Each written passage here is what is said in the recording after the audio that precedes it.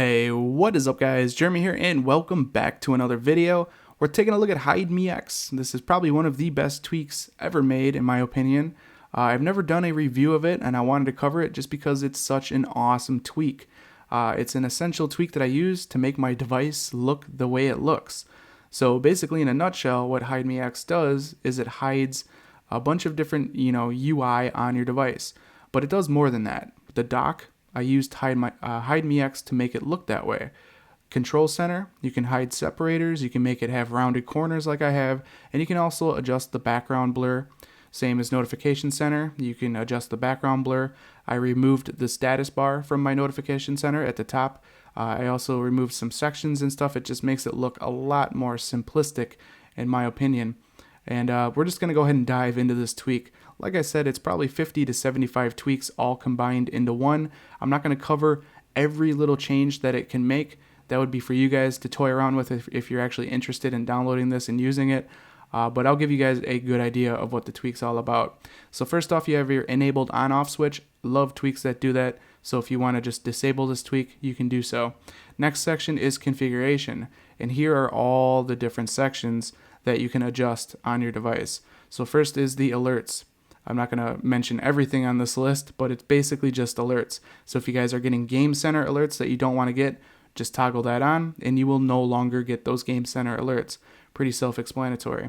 Next up is animations. You can use this tweak to speed up or slow down all of the system-wide animations on your device. You can allow touch during animation. You have your use custom animation speed, and then you can adjust the slider to whatever speed you want your animations to move or to operate basically. So cool that you can adjust the speed of your device there. You have your app switcher here. You can see each section here has kind of its subsection like force touch settings at the top, switcher cards, switcher wallpapers. So for force touch settings, you can have it pop from the side. You can play a comet haptic, which is like a little bit of a vibration. You have play initial haptic, which is another kind of vibration for force touching your applications. You have switcher cards here. You can dim inactive app cards. You can change the dimming color tint with that right there. And basically any color in the rainbow, you can change that dim color. You have remove inactive app cards. So if you notice applications in your switcher that are basically like a white looking page, chances are that's an inactive app. You can use this tweak to remove those from your switcher so you don't even see them. You have hide app icons and labels. So if I open up my switcher, as you can see, there's no app icons or labels. You have your switcher wallpaper. So this is basically the background of your switcher. There is a ton of different stuff you can adjust here. So this is what normal looks like. Open up my switcher. You can see my normal wallpaper. Go ahead and go to black. As you can see, the background is now black. And there's literally a ton of different background blur effects and colors, not colors, but like tints and just different blur effects, basically. So as you can see, that's what that switcher background looks like. We can do that one as well. Subtle changes, just a ton of different stuff to choose from. I'll keep it at normal. Then you have your blur amount. So you choose your blur style, and then you can adjust your blur amount to small, medium, large, extra large, etc. You also do have your saturation levels here as well. Extra light, light, medium, medium strong. Like I said, this is stuff you guys are going to want to toy around with yourself to make it look exactly the way you want it to look. You do have a darkening amount. You can adjust with that slider right there. And one thing that's pretty cool about this tweak that I didn't mention is you can do all this in real time like I am. A lot of this stuff, you don't actually have to respring your device to see the changes taking effect. So you can really dial in to, what you want your switcher background to look like. That's what that style looks like. You can just sit here and switch between it until you get the exact look you want, which is really cool. I love that you can do that with this tweak, but do keep in mind there are some things you will adjust that do require a respring to see the changes take effect. Also here you have your switcher home screen card, which is basically your home screen card right here. You can actually adjust the blur and all the values of that just like you did with the background for the home screen, which is really cool as well. So you can adjust all those accordingly. Next up is control center.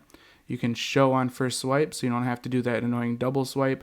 You have section hiding, so if you want to hide the settings toggles at the top, just go ahead and turn that on, and boom, as you guys can see, that section is gone. If you want to hide the quick launch at the bottom, Just go ahead and do that, and as you can see, you can view all this in real time, which is absolutely awesome. So you can hide basically any section within Control Center. You can disable it on a lock screen. You can hide the separators. You can hide the darkening view. You can have round top corners like I have. I actually really like the way that looks. You have force circle buttons, force square buttons. You can use the old, I think it was from iOS 7, Control Center bounce, where it does like kind of a little bit of a bounce. The grabber here, you can use a custom color for the grabber. You can choose the color right there. And then you have your grabber opacity. As you guys can see, I have the opacity all the way down to 0, so that way you don't even see the grabber, which I actually like. You have the background of Control Center here. You can use a custom blur.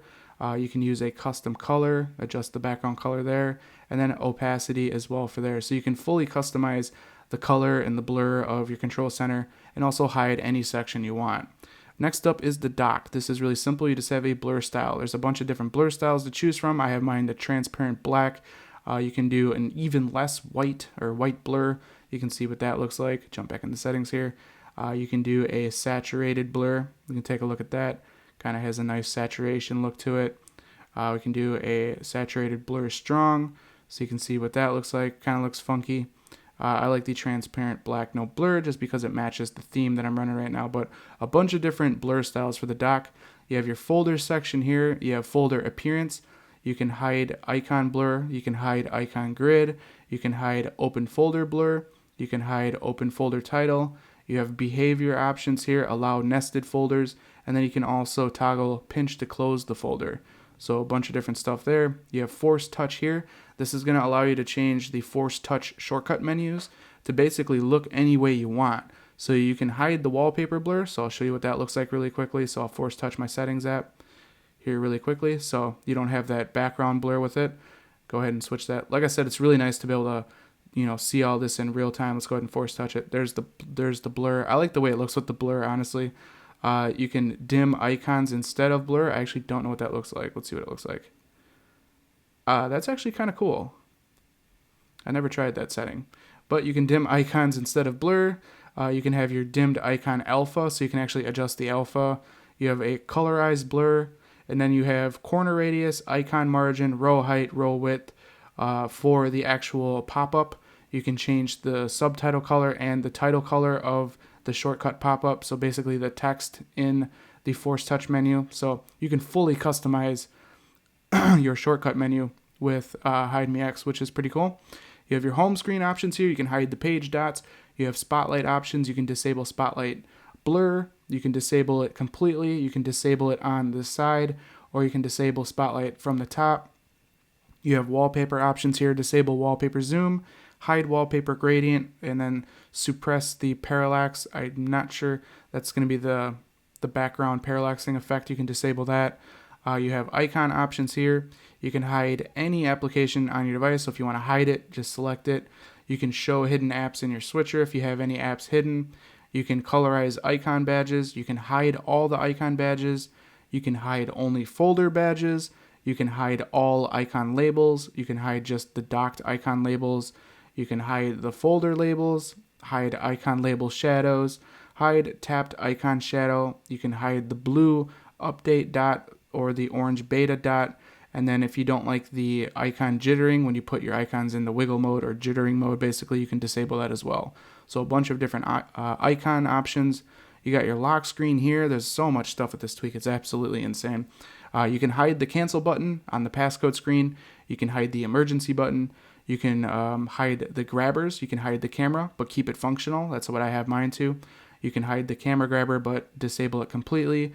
You can hide control center grabber, notification center grabber. You have your date label here that you can hide if you don't want to use the date. You have a custom date size. So if you want the date to be bigger, you can do that. You can hide the percent charged. You have a clock label option here, disable or display seconds. Use a 24-hour clock, hide a time clock. Use custom clock color, so you can adjust your clock to whatever color you want. You have a custom clock size, so if you want your clock to be bigger, you can do that. You have slide to unlock options here. You have the chevron, the slide to unlock glint, no delay in showing.